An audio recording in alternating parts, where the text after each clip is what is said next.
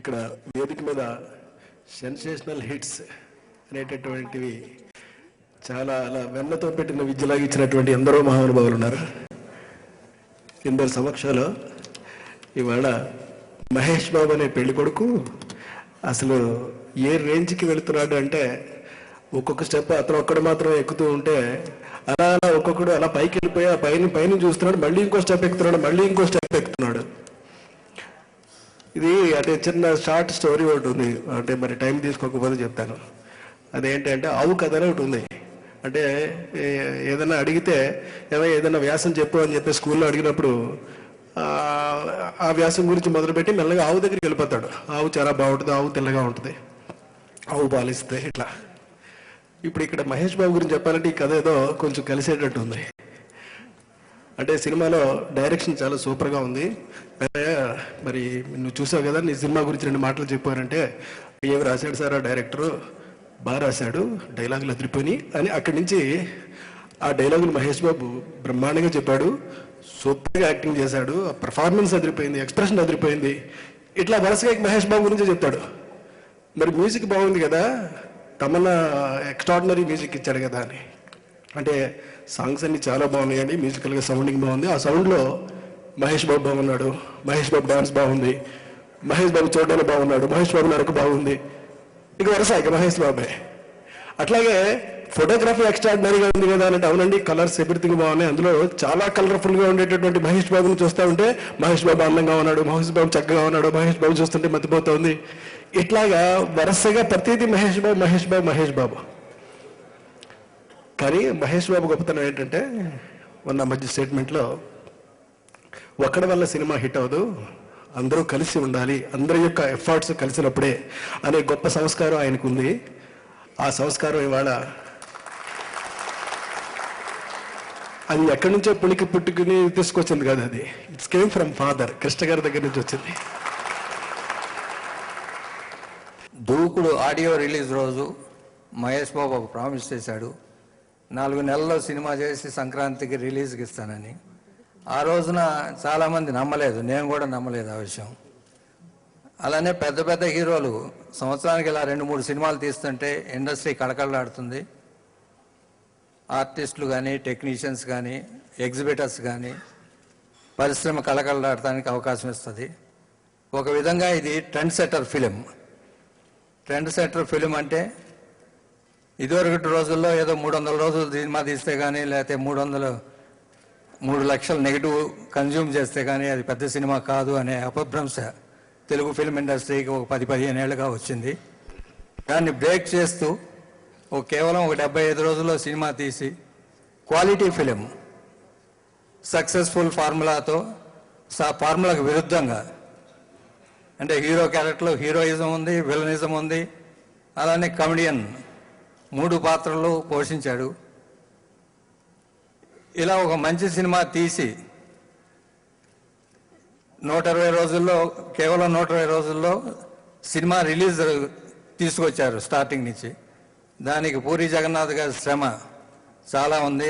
ఇలాగే సంవత్సరానికి 2-3 సినిమాలు మహేష్ సినిమా యాక్ట్ చేయాలని, తీయాలని, ఇంతకన్నా మంచి సక్సెస్లు అందించాలని కోరుకుంటున్నాను. I wish him all the best. నాకు చాలా ఇష్టమైన హీరో సూపర్ స్టార్ కృష్ణ గారు. అలాగే చాలామందికి తెలియదు, ఎక్కడ పని చేయకపోయినా నాతో పని ప్రారంభించాడు నా శిష్యుడిగా మా రామ్ గోపాల్ వర్మ. I'm proud. అలాంటి ఒక రామ్ గోపాల్ వర్మ నా శిష్య బృందం నుంచి పని చేయకుండా వచ్చిన శిష్యుడు. అలాగే బంగారు గారు, కృష్ణారెడ్డి, ఇక ప్రసాద్, దూకుడు నిర్మాతలు రాము అండ్ అదర్స్. ఇది జనవరి సంక్రాంతి మాసంలో నిజమైన సినిమా పండుగ ఈ బిజినెస్ మ్యాన్ పండుగ.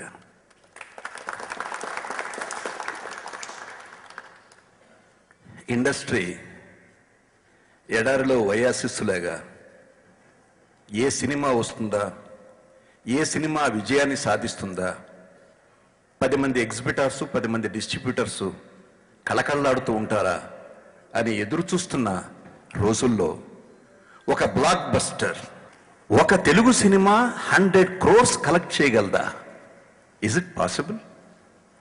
ఒకనాడు హాలీవుడ్ పిక్చర్స్ గురించి ఉన్నాం, తర్వాత బాలీవుడ్ పిక్చర్స్ 100 crores కలెక్ట్ చేసిందంటే because of their spending overseas, Indian market, all over market, international market, ఇవన్నీ మాట్లాడుకునేవాళ్ళు. మనకు ఒక్కళ్ళకే, తెలుగు వాళ్ళకే మార్కెట్ లేదు. ఈవెన్ తమిళియన్స్ కూడా, వాళ్ళకి మలేషియా ఉంది, సింగపూర్ ఉంది, అదర్ ఓవర్సీస్ కంట్రీస్ ఉన్నాయి. ఒక్క తెలుగుకే ఎక్కడా లేదు అనుకున్న తరుణంలో తెలుగు మార్కెట్ 100 crores టచ్ చేయడం అంటే that was possible, that is possible, that would be possible only with Mahesh బాబు.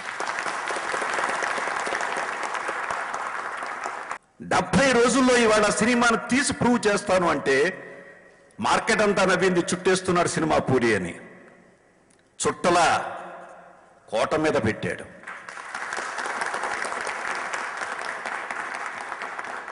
నిజంగా సినిమాకు కావలసిన డేట్స్ 40 రోజులు, 45 రోజులే. అలా తీసాం, ఘన విజయాలు సాధించాం. ఇవాళ అల్లూరు సీతారామరాజు కంటే గొప్ప సినిమా లేదు మేకింగ్ విషయంలో. ఆ సినిమాని 50 రోజుల్లో పూర్తి చేశారు కృష్ణ గారు. తెలుగువాడి హాలీవుడ్ సినిమా అన్నారు, మోసగాళ్ళకు మోసగాడు. ఆ సినిమా 28 రోజుల్లో పూర్తయింది. సర్దార్ బాపారాయుడు చరిత్ర సృష్టించింది 28 రోజులు. నేడ అనే సినిమా, రమేష్ బాబు హీరో, మొట్టమొదటిసారిగా మహేష్ బాబుకు బొట్టు పెట్టారు, అందులో నటించాడు. 10 రోజుల్లో నిర్మించిన సినిమా అది. ఇది చరిత్ర. ఈ సినిమాలో ఒక చక్కని క్యారెక్టర్ పట్టుకున్నాడు. ఎంత మంచి క్యారెక్టర్ పట్టుకున్నాడంటే, వాడు మొట్టమొదట దిగొచ్చి ట్రైన్లో వాడిని ఇంటికి తీసుకొచ్చేవాడు, వరే నేను ఆఫీస్కి పెడుతున్నాను రా, మధ్యాహ్నం భోజనం చేయడానికి ఇబ్బంది పడతామేమి, 100 రూపాయలు తీసుకో అని వాడి చేతిలో పెడితే వాడిని సాచి రంపగా కొడతాడు. నువ్వేంటి నాకు ఇచ్చేది, నీకు ఎంత వస్తుంది? 22,000, ఏదో 12,000 అది చెప్తాడు. నేను 25,000 ఇస్తా, నా దగ్గర అసిస్టెంట్గా పని చేయంటాడు. అసలు ముందు పిచ్చెక్కిపోద్ది ఆడియన్స్కి. వీటెవరు బాబు, వీడు తినడానికి కూడా లేదు ఇక్కడ. రే నేను డబ్బులు ఇస్తే, నువ్వు రావడానికి టికెట్కి డబ్బులు లేకపోతే నేను డబ్బులు ఇచ్చి నేను రప్పిస్తే నువ్వు నాకు జీతం ఇస్తావా, నేను నీకు అసిస్టెంట్ అని మళ్ళీ పట్టుకొని కొడతాడు. అంటే అక్కడే ఎదురెళ్ళాడు క్యారెక్టర్. ఎందుకు వచ్చారా నువ్వు ఇక్కడికంటే, నేను ఇక్కడ ఏదో చేయడానికి, ఏదోలాగా బతికేయడానికి రాలా, బొంబాయిని నాకు వచ్చా. ఎంతో మంది హీరోస్, ఐ థింక్ నేను డైరెక్ట్ చేయని హీరో అంటూ ఎవరు లేరు సౌత్ ఇండియాలో, నార్త్ ఇండియాలో కూడా. కానీ వాళ్ళు పెర్ఫార్మెన్స్ చేసేటప్పుడు ఇది రియలిస్టిక్ పెర్ఫార్మెన్సా లేకపోతే ఆర్టిఫిషియల్ పెర్ఫార్మెన్సా, డ్రామాటిక్గా చేస్తున్నారా అనేది మాకు బాగా తెలుస్తుంది. మేము ఇచ్చిన క్యారెక్టర్ని ఎంతవరకు న్యాయం చేస్తున్నారు వాళ్ళు అనేది కూడా మాకు బాగా అర్థమవుతుంది. కానీ పూరి ఏం రాసుకున్నాడో అది 100కి 150 పాళ్ళు అలా దిప్పేశాడు క్యారెక్టర్. ఇంతకుముందు చూసిన దానికి మళ్ళీ ఒక్కసారి వెళ్ళి సినిమా చూడండి. త్రోడ్ ది పిక్చర్ లుక్స్ ఒకటి మెయింటైన్ చేశాడు, కన్ను చూపు మెయింటైన్ చేశాడు. ఇప్పుడు నేను చెప్పిన తర్వాత మీరు చూడండి, ఆ లుక్స్ వెరీ డిఫికల్ట్ అది మెయింటైన్ చేయడం. అది ఒక డైరెక్టర్కి తెలుసు దాని విలువ ఎంతో. అలాంటి ఒక పెర్ఫార్మెన్స్ అసలు ఎంత రియలిస్టిక్గా చేశాడో చెప్పలేను. ఇక అమ్మాయి కాజల్, ఆమె మొట్టమొదటి వచ్చినప్పుడు ఈ అమ్మాయి అందంగా డాల్లా ఉంది తప్పితే పెద్ద యాక్టర్ కాదనుకున్నాను నేను, నిజంగా కూడా కాదు. బట్ ఏదో సినిమాలో ఆ అమ్మాయి ఏడుస్తూ ఉంటే నాకు కొంచెం ఇబ్బంది అనిపించింది. కానీ రాను రాను slowly she picked up. I think today she is leading. చాలా బాగా పెర్ఫార్మెన్స్ చేస్తుంది అందులో, ఎస్పెషల్లీ ఈ సినిమాలో. ఎందుకంటే నిజంగా చాలా కష్టమైంది, ఈ అమ్మాయికి ఏం లేదు నిజంగా చెప్పాలంటే సినిమాలో.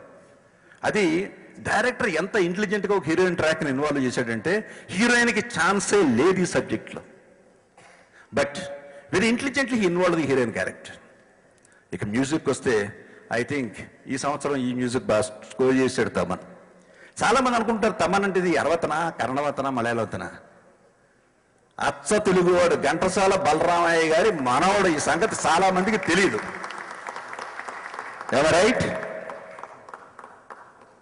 చాలా మందికి తెలియదు. మనం గర్వంగా ఫీల్ అవ్వాలి. మన తెలుగు బిడ్డ వరుసగా మంచి హిట్స్, భగవంతుడు అతనికి ఆయుష్ని ఆరోగ్యాన్ని ఇచ్చి ఇంకా మంచి హిట్స్ ఇచ్చేటట్టుగా చేయాలని మనస్ఫూర్తిగా కోరుతున్నాను. అట్లాగే ఇక నిర్మాత వెంకట, ఆయన ఎక్కడుంటాడో ఇంతవరకు ఎలా ఉంటాడో నేను చూడాల.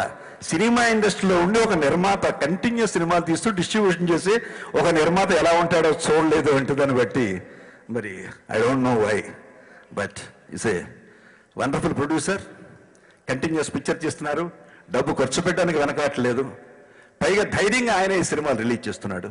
Really I congratulate him.